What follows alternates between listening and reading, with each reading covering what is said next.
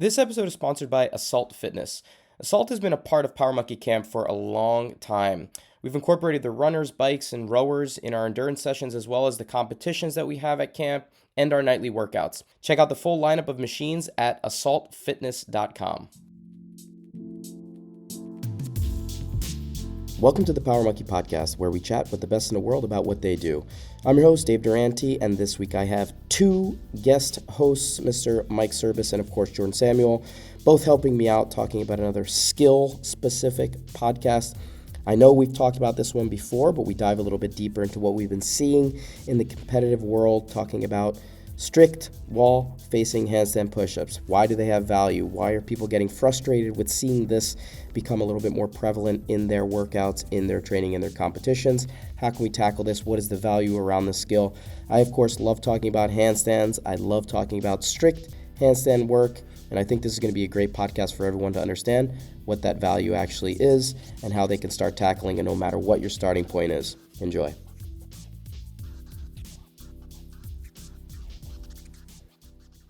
Hey everybody, Dave Durante here with my buddy Mike Service, and Jordan Samuel is going to be jumping in as well, and we're going to have a discussion about another skill, another handstand skill. Unfortunately, I know most of you are probably sick of me talking about handstands, but this is a skill that's come up a little bit more often lately, maybe in your own training, and we want to discuss a little bit some of the pros and cons as to how to approach it, why it's important, and maybe some scaling options for those of you that might not be fully ready to do the handstand push-up in a strict way. And it's going to be the difference between a wall facing and the new wall facing variation, as opposed to the way you're probably doing it right now with your back to the wall. So let's get into it, guys. How do you want to tackle this one, this topic that's very near and dear to my heart? I want to, Jordan, I'm going to start just for a second, because it's been pretty amusing for me, I guess, as a,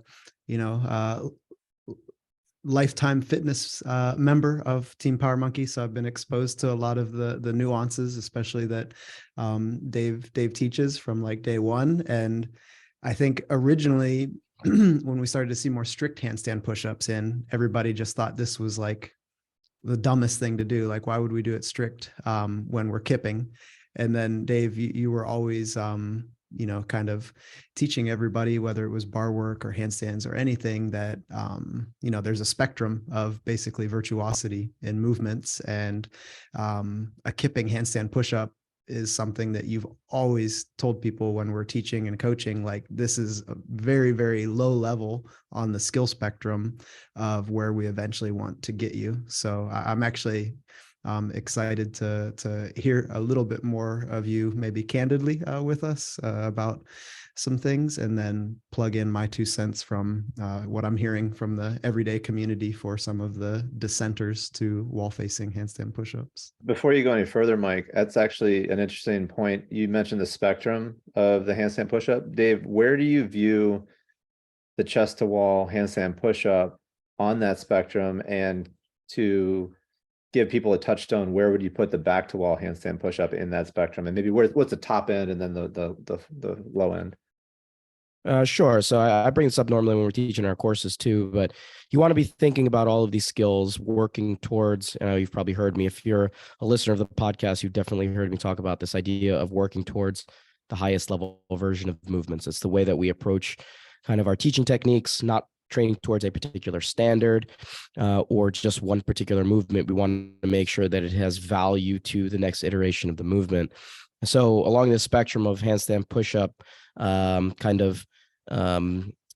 to the next level of difficulty, a back to wall handstand push-up strict, let's just take kipping out of the equation. Again, something that we've talked about on podcasts before, and I've ranted on quite a few times. I am just 100% not a fan of kipping handstand push-ups, where your head is just railing into the ground over and over again.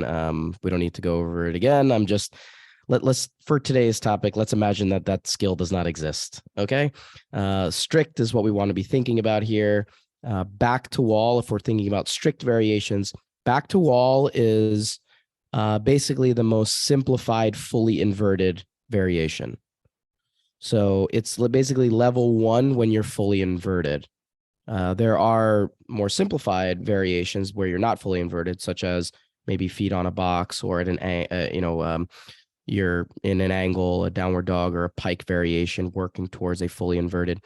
But there's something that happens with back to wall, and there is a reason why we teach back to wall handstands. In some cases, first with athletes that are new to handstands, because there's a fear factor to getting inverted for a lot of people the first time. And when you're kicking up, especially if you're learning a handstand with someone that doesn't have a high level of teaching acumen, someone that doesn't understand some of the steps that can be taken to build confidence and comfort level going down to the ground for someone that's new, putting them with their back to the wall is kind of a no-brainer safety tool where people can just kick up. If they kick up too aggressively, heels will go right into the wall, catch them. The wall basically acts as their spotter. If they don't kick up enough, obviously they'll just come right back down to their feet. So there's a safety measure that comes into play that almost acts as a tool for someone that doesn't have a wide number of drills in their tool belt to teach someone a proper handstand. Unfortunately, what ends up happening is that this becomes the only route that people train their handstands. And then, it translates into them having that only kick up technique for the only variation of handstand push-up, then they then apply it to.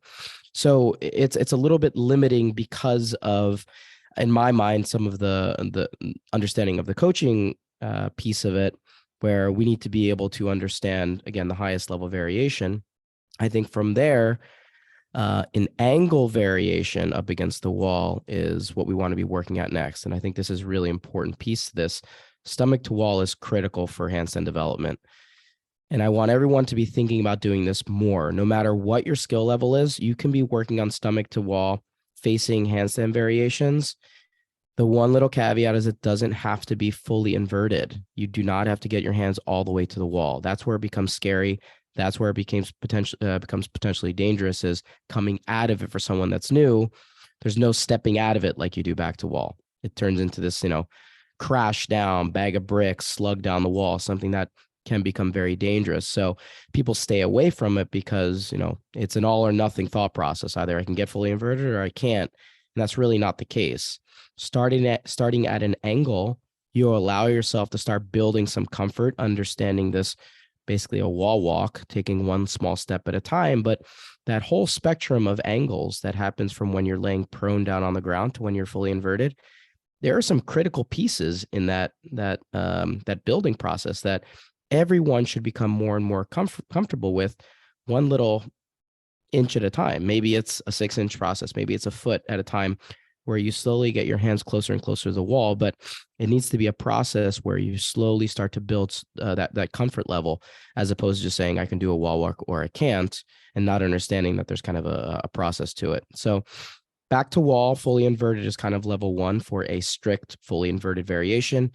And essentially level 2 is going stomach to wall. Now from there, you can do a ton to build up to the next variations, which maybe we can talk about if you want to build up Dave, from there. Can I parallel that to it sounds like maybe some of the rants that I've had with weightlifting. So it's like when somebody doesn't want to either squat to full depth, or somebody does not want to go into like a full squat snatch or squat clean, like they'll power everything. So when you work on something that doesn't build to the next level of difficulty, you just stunt your progress eventually, and then it's frustrating.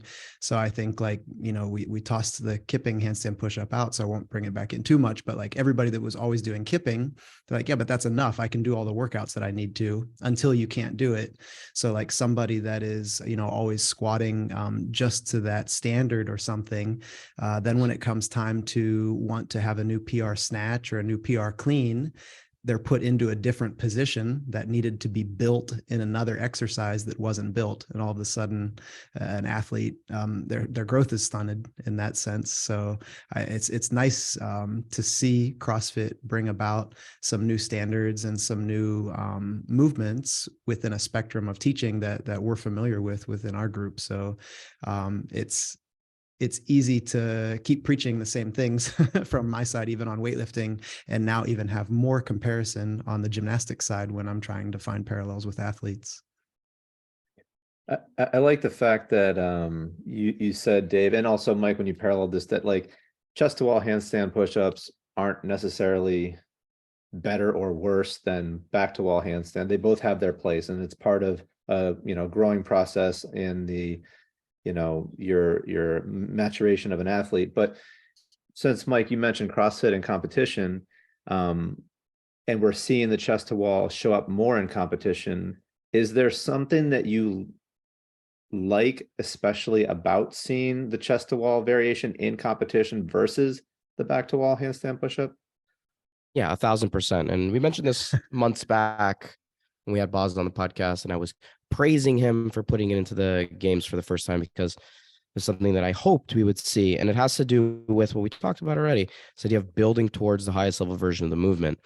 And the reason why this is important is because one of the negatives, even if you do it as technically sound as you possibly can, a back to wall handstand push-up will still have significant limitations in terms of its value to the higher level variations.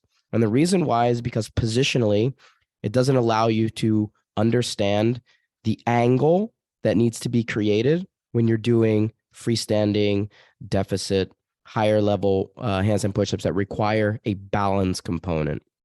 What it does, it pitches you into a severe arch where your heels are past your head, heels are touching the wall. There is no understanding, no feel for the balance side of things. The wall is doing all of that part of the handstand for you. All you're working on is the strength component.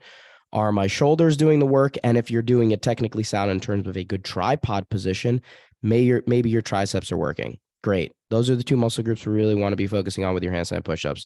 Good shoulder work and absolutely good tricep work if you get that tripod in place. However, you turn around, now you have to think about making sure that angle is in place. So that is giving you reps, it's giving you movement pattern, it's giving you some structure in place that's going to apply perfectly to what that freestanding variation is going to eventually look like. And again, that's going to be the same leap that a lot of athletes, definitely an average athlete, someone that's not going to go to semis in a couple of weeks and definitely maybe not to the games, that's going to think, why would I ever even think about doing a freestanding strict handstand push-up? When is that ever going to be something that I am going to apply? It doesn't matter to me. It doesn't matter to me for that athlete, right? You shouldn't stunt your foundational growth just with the mentality saying that I'm never going to use the end result of this process. That's not the way that we train things.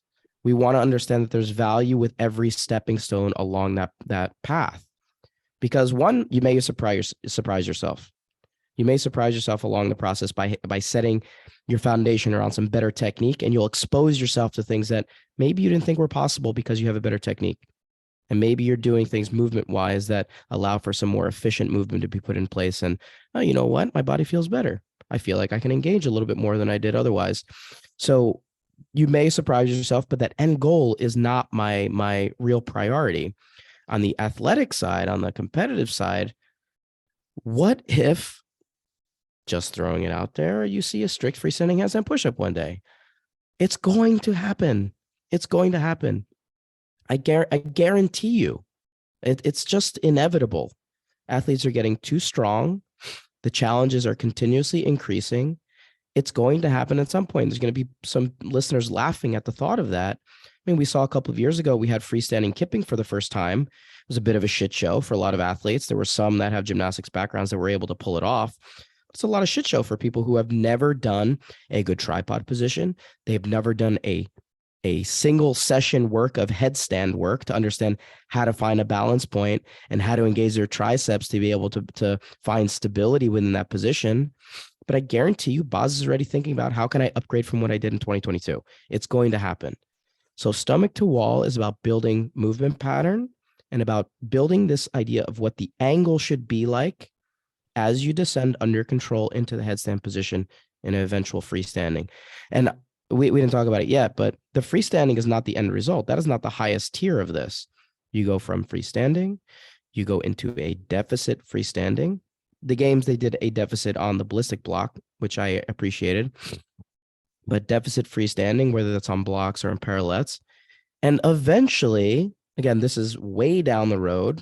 if ever, a freestanding, no support, deficit, ring handstand push-up.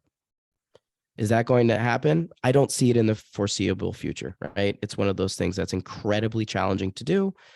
You need a ton of control, various pieces of it that are going to make it challenging. But it's not out of realm of possibility 10 years from now or something like that, where we're going to have some athletes do specific skill work. So we just have to think a little bit more about where these skills build to and the reason why we set the foundation around the things that we do. Sorry again for the rant. Important stuff. No, Dave, it was highlighting the need to be self-aware, and then through self-awareness have adaptability. So when people limit themselves by standards or by just kind of doing the same thing, over and over again, you can lack a lot of the awareness to develop into the next level. And then when we look at let's say the most successful CrossFit competitors right now, but then even on a like more personal level, when we go into a gym and work with coaches, everyday athletes, quote unquote normal people, the ones that have a little bit more self-awareness and are more adaptable are always the easiest to coach, and they're always the ones that like things just click.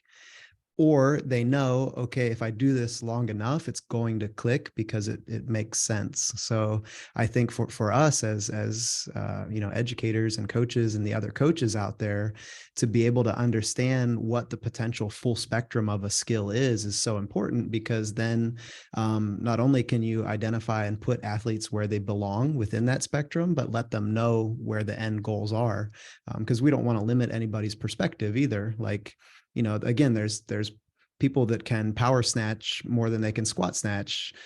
So do I just tell them to never worry about squat snatching because, yeah, you can power it? Well, no, because that's going to limit them, and eventually that's going to stink. And why would I want to limit anybody's potential to maximize on, what's so cool and unique about what we can do with these bodies? Well, and the other thing too, Jordan, I'll let you jump in 1 second, but the other thing too is what we don't want to happen is what happened last year at the games, where athletes, coaches become incredibly frustrated by never having been exposed to something that's right in front of them. They think, how would I ever have known that a wall-facing deficit handstand push-up would even be a possibility? Think about it. Just think about what the trajectory is of the movement. It's not like something crazy that Boz pulled out of thin air. It's the natural progression of the movement. So when you're only thinking about what you've already seen, you're limiting your ability to think about the growth of the movement, the growth of the sport. So you have to have a little bit of ability to think beyond what you already know. And it's why I keep thinking about, like, I love thinking about what would be really good things for Boz to challenge athletes with on the gymnastics side, because, we're constantly talking about the value of skills and how we're just touching on either skills that have no value in gymnastics world, or A's or B's. And for me, it's like, fun to think, what might be the first C-level movement that we see in competitive CrossFit situation? Would we ever see anything higher level than that? I mean, it would be incredible if we could see a combination one day. What if we see a B into a C or an A into a B? Like creating little mini routines that we see in the competitive side. And to me, it's like, that's where I'd like to see the sport go. Like, see athletes think beyond just what's right in front of them. So you can't get frustrated as a CrossFit athlete who's expected to be tested on the unknowable. And then when something unknowable comes out, you say, wait, I didn't know that was possible. That's the point. That's the point of this whole thing. So to me, it's as an athlete, as a coach, think a little bit more about gymnastics beyond what you've seen over the past decade, because I guarantee you, Boz is thinking that in that same way, and the sport is going to continue to evolve as all of you athletes get stronger and more capable. The challenges are going to become tougher. Sticking with the whole competition side of things, and I'm sure I probably already know the answer to this, but just for clarity, because this is maybe a two-part question, but out of all of the handstand push-up standards that you've seen throughout the years when it comes to CrossFit competition, is there one that you think up until this point was the best?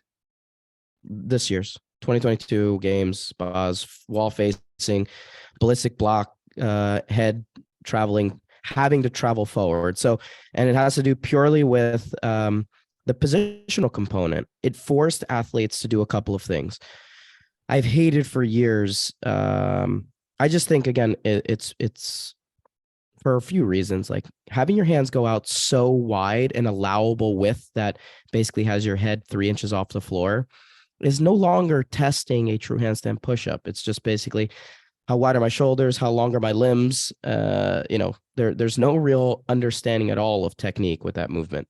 Like, how can I game turning around? What was that? Like, how can I game the movement? Yeah. And, I know there's some gamesmanship and some working around what the standard is and checking all the boxes and saying, I did everything that they say I have to do and just enough to be able to complete a good rep. Boz forced more technique into the movement for the first time. And I think it's critical. I think it's absolutely critical for them to continue to evolve, like I said, to higher level skills. But stomach to wall already gives you that angle component that people have never worked on. Secondarily, you put your hands on a shorter block. It forces athletes to have to shift their hands around a little bit. Now, the biggest challenge there was having the head have to travel out in front of the ballistic block. That's the biggest change. And that forced athletes to have to start using their triceps more than if you're doing head in line handstand push-up. That can be dominant of anterior delt. It can be all shoulder exercise and that's it. But as soon as you require the head to travel out in front in a good tripod related handstand push-up, athletes that don't have good pressing strength, that don't have good tricep activation, that have not done a lot of push-up work, dip work, that don't understand that muscle activation and not strong there, will be exposed. And you can't get away with changing the position in that way. In fact, I brought it up on the last time we talked about this, but a lot of athletes that were used to going super wide with their hands were forced to bring their hands in a little bit more narrow to be able to get their head to travel in the right direction. So it actually forced people to move into a more technically sound position, which to me was a critical step in the right direction in terms of what we want to see from a technical side. So it's not even close. All of the other variations were similar in the past. Some were unnecessarily convoluted and complicated in terms of standard forearm length, a heel over one line, you know what I mean? Like so many different little things that made it unnecessarily challenging. But what Boz did in 2022 was a great step. I definitely want to ask the second part to this question, but before I do that, I just want to say I finished watching the docu-series that CrossFit put out on how Boz and the test team created all the workouts. It was really interesting. They're short, like 7-minute videos. They're at Rogue, they're testing the workouts. But one of the things that Boz said was it's actually a Glassman thing, but it talks about different waves of adaptation. Your first wave of adaptation is when you first start doing whatever training, and you have these huge growths right away because you're learning different movement patterns, and it's skill based, and you have a big increase right away. The second wave of adaptation is when you do a movement that directly impacts the benefit of another movement, like deadlifting will increase your box jump and so forth. The third wave is something that's so niche and so specific that you might get better at that one thing, but it doesn't improve anything else. And that's what they want to stay away from. And so he's focused on second wave adaptation, which is what you're talking about here, with having good technique with your handstand push-up that will then for whatever standard, that will then translate to improve performance on some other movement. And I think that people keeping that in mind, that it's not just something that you are harping on because you're focused on technique and purity of movement and so forth, but this is at the core of what Boz is planning for everything else going forward. I mean, it's the most bang for your buck when you're talking about adaptation is that second wave. Well, I'm curious. I love that story there in terms of waves of adaptation, and we get a little pushback on this sometimes because, and I mean, I'm not oblivious to this, and I think it's a absolutely fair criticism about handstands in general. People saying that there's not much functionality to handstands. Like, how is this functional to my life? Like, how often am I going to be upside down and doing these type of movements? And that's fair. Sometimes it's a party trick. Sometimes the value here is testing yourself and seeing whether or not you're capable of doing something that many people will never be able to do. But I do think there is some value in terms of transferability and things like that. But from what you mentioned there, Jordan, you seem to be thinking that the handstand push-up has some great value in other areas, and you've been spending some more time, you kind of go in waves with your handstands. But where have you seen some good transferability with your handstands in terms of secondary adaptation? Where have you seen the value of being upside down in terms of its transfer to other skill development? Well, before I say what another skill might be, I will say that the first thing that I've ever noticed that I benefited from when I was doing more handstand work is just overall shoulder health and lack of pain. Like it is easily one of the primary things that I had done that kept me away from surgery for years. And so I think that there's a lot of value. And I think the reason why is because it taught me not only how to have a good stacked position overhead with good body alignment, but it helped work all the muscles of the rotator cuff in a stabilizing way, which then transfers into other overhead work, whether it's an overhead lunge or it's a snatch or it's just a strict press or any of these things. I think that it helps the shoulder action be more natural and strong for whatever other overhead movement that you might want to pursue. I want to just build on that. And I completely agree with you that it has great transferability to overhead work and barbell work and things like that. But excuse me, I think that we didn't really mention too much on is additional value of stomach to wall handstands in terms of building it. Some of the things that limit people when they do back to wall handstands are T-spine mobility issues, underarm soft tissue mobility issues, wrist mobility issues. You kick up and you try to go into a handstand with back to wall, and you're not understanding where your hands need to be placed, it puts you into a pretty severe arch position. And if you're limited in those areas that I just mentioned, upper back, underarm soft tissue, wrist, it's going to put a lot of that stress into your lower back, or it's going to make you bend your knees and you're going to worsen your position. And your wrists are going to get shredded if your wrists are very immobile, which means that people end up turning their wrists out a ton. And that becomes the only way that they do their handstand because, oh, this is more comfortable here because it doesn't put as much stress on my wrists. But it doesn't allow you to understand how to stabilize through your fingers, which is a critical component to eventually building towards a freestanding. When you do stomach to wall, you take those components out of the equation. It's forcing you to stay short of vertical, which means you do not put stress onto your wrists. You're keeping that angle past 90 degrees. So you don't have to worry about that crazy additional stress on your wrists. It also does not allow you to go past vertical for your upper back and underarm soft tissue. So you don't put that additional stress into your lower back. So there are a lot of things positionally. It'll allow you to stay in handstands for much longer. We just had Yuval on the podcast, one of the handstand legends of the world. Mike, you just took a seminar with him. Prior to the podcast, it was leading up to you spending time with Yuval in his handstand seminar. How much stomach to wall handstand work did you do with Yuval in that seminar? It was it was honestly, I'd say if you were on the wall, it was like 70% stomach to wall. And one of the main reasons was, which he was good and kind of echoing what you're saying is, I want this to be a progression towards you being able to be freestanding. And then for Yuval as a hand balancer, and then understanding what it takes mechanically to shift into one hand. And basically he's like, that's not going to be possible back to wall because you're going to compensate in all the ways that are not transferable. Love it. Love it. I want to just quickly circle back to competition just to ask the second part of my question. And this is going to be kind of putting you on the spot a little bit, Dave. But if it were up to you, if Boz called you tomorrow and said, hey, we're going to do a wall supported handstand push-up variation, and we want you to give us the golden standard of how we're going to facilitate this when it comes to hand placement, all these other things, what would your standard be? How would you implement a wall supported handstand push-up in competition? Yeah, I think it would be very similar to what Boz did. So the first thing would be the width of the hands would matter to me a lot. The width of the hands would be dictated according to the person's shoulder width. So, Brent Fikowski and Mal O'Brien do not have the same distance to play around with in terms of where their hands get placed. You get a measurement of the athlete's shoulder. You get 2 inches outside of your shoulder, and that's the max where you can place your hands. That's part one.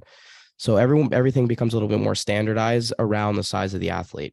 You put large athlete at already a significant disadvantage if you're limiting them compared to what you're allowing from much smaller athlete in terms of width of hands. So that would be part one. You have to shoulder width 2 inches outside of that is what you allow distance wise.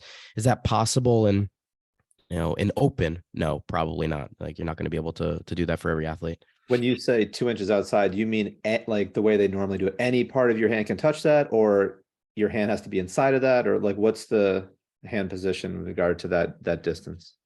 Yeah, that's a good point. So normally the way that I like to standardize my shoulder width position for when I'm teaching people handstands is the middle finger to the outside of the shoulder is what I deem to be kind of a good shoulder width.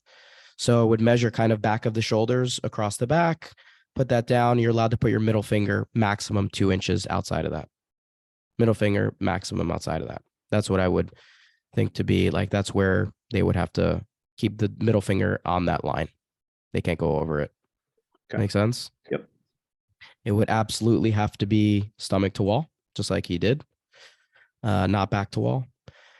I love the deficit component. I don't know if it's absolutely necessary for people right now, but like I said, what it did do a really good job of is force the tripod position, which is pretty critical. But you can also achieve that by having a visual target on the ground. So what you end up doing is create a triangle drawn on the ground by tape, chalk, whatever it is. And the athlete needs to hit the target with their head to make sure that they're traveling far enough for the rep to actually count from a good technical perspective. So an athlete who does head in line with handstand push-up would get a no rep unless that head is traveling far enough out to be considered a full rep. So I think that position is critical. I love the deficit because it forces that into play. But the width of the hands, ensuring that the tripod is in place, and continuing with the wall facing would be the three components.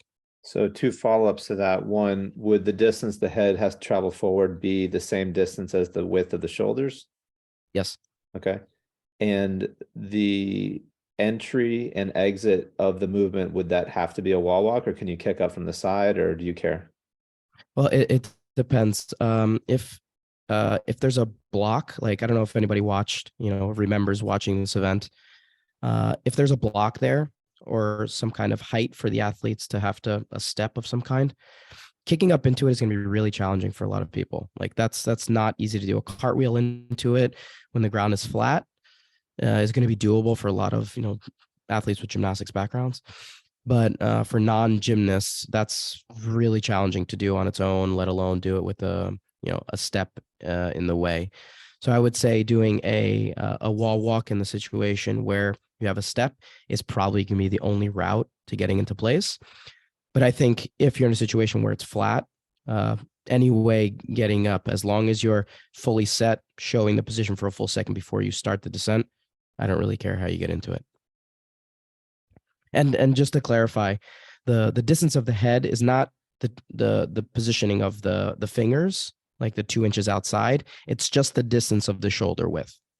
That's where the head needs to track. All right. So that's basically the triangle that we're trying to complete.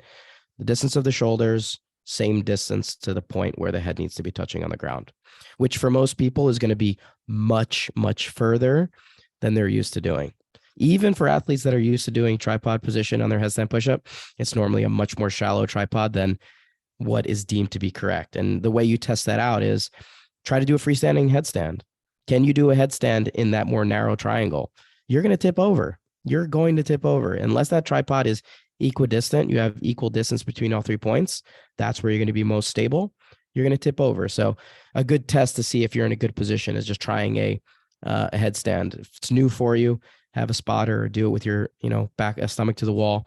But that's normally a good test point to see whether or not you're creating good enough tripod. What do you think of that, Jordan? I think that measuring and making it specific to the athlete is the most sensible thing.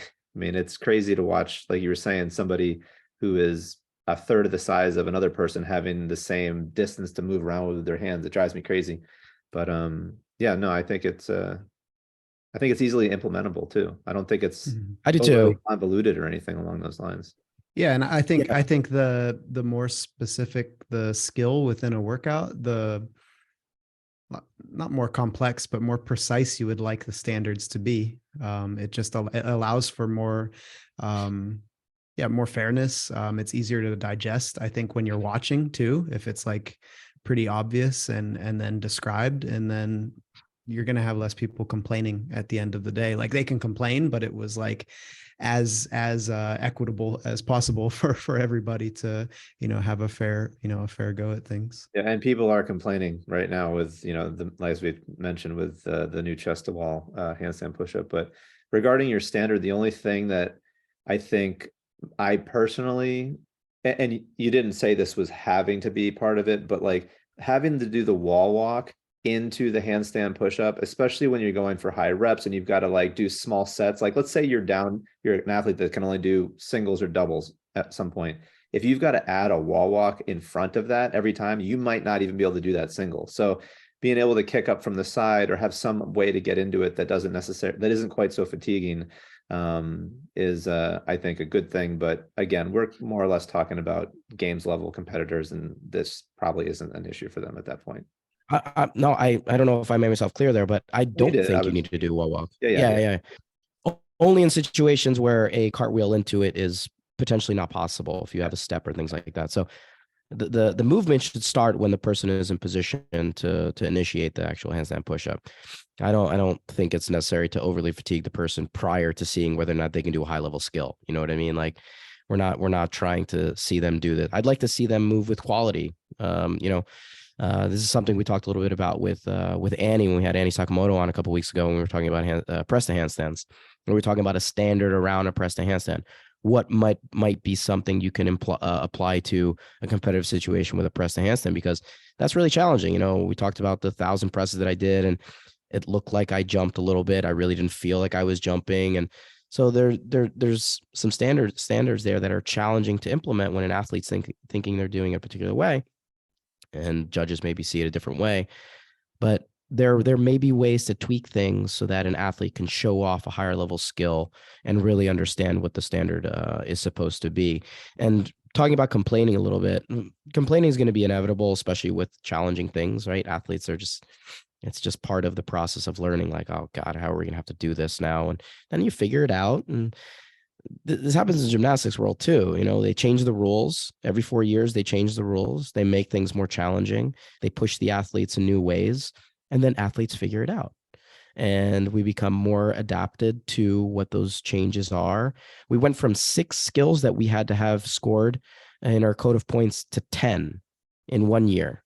It was a 40% jump in the number of skills that we had to put into a competitive routine in one code of point change when I was in college to basically the year I left college. And it was an enormous jump. Like the routines became infinitely harder, and everybody's like, how are we ever going to do routines? And now guys are doing routines that like are the most bonkers, crazy things you'd ever see in your life. Athletes will figure it out. It's just part of kind of the learning curve. Think about last year too, in terms of the frustrating part. This is the part that I want to make a point of, is the judging, because the judging, you want to create a standard that's easy on the judge's eye, not so challenging so that the judges are not able to figure it out. They find out that there's a new standard 10 minutes before the competition starts, and then they have no idea. They've never seen that rep before. They've never seen that movement pattern. And then they have to watch 1,000 reps of someone in real time and, judge whether or not the person wins an event at the games because of it. That's a little unfair in a lot of situations. And what we saw the games too is that part of it was a little bit, I think, under analyzed, because the head needed to track below a line that was on the ballistic block, for the guys, and then slightly above for the ladies. And it was really challenging, even from a viewer on TV. where the line was. Like, you needed a camera that was basically on the floor, that was right in line with that line to be able to see whether or not the head was actually going below the line. So for a judge, it's like, I don't know, like, yeah, it kind of looked like it was going below the line. So you end up getting this, like, one judge sees it as yes, one judge sees it as a no. And for me, we want to create as much uniformity and consistency as possible. And so those are still some things that need to get cleaned up. But I think we are moving in the right direction. And I'm always a fan of seeing some of these higher level skills, because I want to see these athletes get pushed on the gymnastic side as much as they push themselves on the weightlifting side. Amen. Yeah, I mean, I think we pretty much covered it. I mean, the only other thing I wanted to ask you, and I'm not even sure. Well, I kind of feel like you've already said this in different ways a number of times, but if you feel like it, you can answer this last question. But if somebody who was struggling with their chest to wall handstand push-ups came to you and said, "What's the if you could only give me one thing to do, what would be the most bang for my buck to get better at my chest to wall handstand push-ups?" Do more push-ups. Like, first, like in the gymnastics world, the amount of push-ups that we do to build tricep strength is enormous. Like, just standard push-ups on a consistent basis weekly is going to have so much value from a positional standpoint, especially if you're doing it heavily tricep activated with the arms kind of riding along your tricep, your lats, excuse me.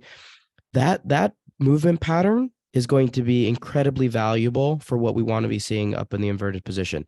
Secondarily, just spend time in the angle. Get in the angle. Get used to what it's like to be in that position. And then the third thing I would say is slow tempo reps. Slow tempo descent reps. Spend some time slowing things down, understanding what the movement pattern is supposed to feel like, what muscles are activating when, what your body position feels like. If you can do those three things, guarantee you over time, you'll be able to bang out a ton more reps. Standard push-ups, more positional work with that angle, and some slow tempo reps in that stomach to wall position. Those are my go-tos when it comes to building some movement pattern around that skill.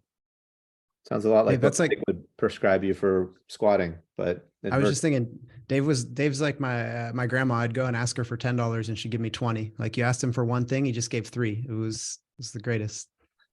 I feel like it's more like I give you 5 and earn your rest of your money. That's true. You gotta go earn these things, people. Like, these things take time. Like, there's not like a silver bullet, there's no perfect way to be thinking about this other than good, consistent work around fundamental movement patterns. And so, like, I don't think there's no way for someone to say, hey, if you just do this thing, it's going to work. Like, the movement pattern is what it is for a particular reason. Look at the preceding steps, build some positional awareness around those, build them back together, and you'll have your skill. You just have to do it with consistency. And, like, I don't see very many people spending enough time on their standard push-up. And to me, that's a huge missing step to a lot of that push work. Definitely. Love it. Well, thank you, guys. Thank you. I love talking about this stuff. I feel like I was very angry today, and I'm just, listeners, I've been a little sick lately, and I brought that, like, I want to be laying on a couch right now to my podcast today. I'm not at all upset. I love handstands. I love talking about it. This is friendly, Dave. Yeah, exactly. As friendly as my New Jerseyness gets. But I love talking about this stuff. When somebody tells me that a new skill makes them upset because it pushes them in ways that they're not accustomed to being pushed, that kind of is like, well, maybe you have to think about it in a little bit of a different way. All right. It's challenging you. That's okay. That's part of the process. All right. So hopefully we can get some athletes moving a little bit better because of it. And I guarantee you we're going to start seeing some freestanding variations of this. And we're going to see a lot more people upset because that one incorporates balance, which we haven't seen yet. And then we'll see how people are actually training during the year to see if they're ready for it. Well, balance is one of the core tenets of CrossFit. 10 physical skills that nobody ever works on. That's why I bring it up at camp every Tuesday morning when I do my warm up with the entire group. We work on scales, we work on balance exercises, we're working on landing drills, because balance is absolutely critical in the gymnastics world. It's critical in the weightlifting world. Spend more time on balance. We see people spending so much time on their power, their strength, a lot of other pieces. Balance needs to be touched on much more. So maybe that's another topic we can just jump on by itself one day, but a highly valuable one that I think is underappreciated. I love it. Next episode, the multi-dimensional application of balance in life and sport, brought to you by Power Monkey Fitness. That title isn't. I got to put that title on a graphic now, Mike. Come on, you got to shorten it up a little bit. I'm ready. All right, guys, I think we'll wrap it up here. Anything else we want people to know about here? Mike, what do you got coming up?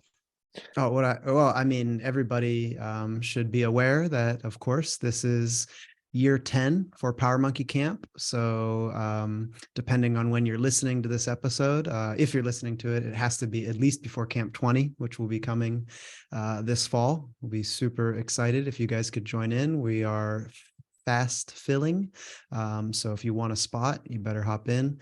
And of course, this fall, Dave and I will be hitting the course road again out in Europe. So if you're in Austria or Germany, or even down in Mexico, the end of the year, you can find us there. And if any of you gym owners are listening and you would like Dave and I to come and rant about the importance of movement quality and how much we love it and have some fun for a weekend, shoot us a message and let us know. Perfect, Mike. Jordan, you got a TV show you're watching right now? I'm actually rewatching Breaking Bad, but I did just finish watching Shantaram, which was yes, the first season of what I think will be at least 2, if not 3. But it was Kobe Bryant's favorite book, incredible novel. It's 1,000 pages long. I have not finished the book yet, but I at least have read more than the first season, so that's good. But yeah, I also just recently started the Handstand Push-Up volume program from the Power Monkey app. And if anybody is looking to increase their capacity and their competitors, and they can do maybe 5 or 10 or 15 unbroken strict handstand push-ups, but they want to be able to do 20 or 30, give that program a try. It's exactly all the things that Dave was just talking about, linear progressions. And, as long as you're consistent with it, I've only been doing it for a week or so, and I've already seen some improvement in my pressing strength. So triceps are, bulging. So it's definitely they're working. huge right now. They're huge. Jordan's getting ready for camp. Yeah, looks good. Gotta look good. Camp season. We're all ready. Well, I can't wait to see you guys. All of us have been all over the world recently, so it'll be nice to be able to get back together at Power Monkey Camp very, very soon. For all the listeners out there, thank you so much for hanging out with us. Be sure to head over to powermonkeyfitness.com for more information on upcoming events. We are your 3 hosts this time around. I am Dave Durante with my co-host Mike Service and Jordan Samuel. You can find me at Dave Durante, at Mike Service, and at Jordan Samuel Photo, which I always seem to mess up, but I did not this time around. And until next time, everyone, thank you so much for listening.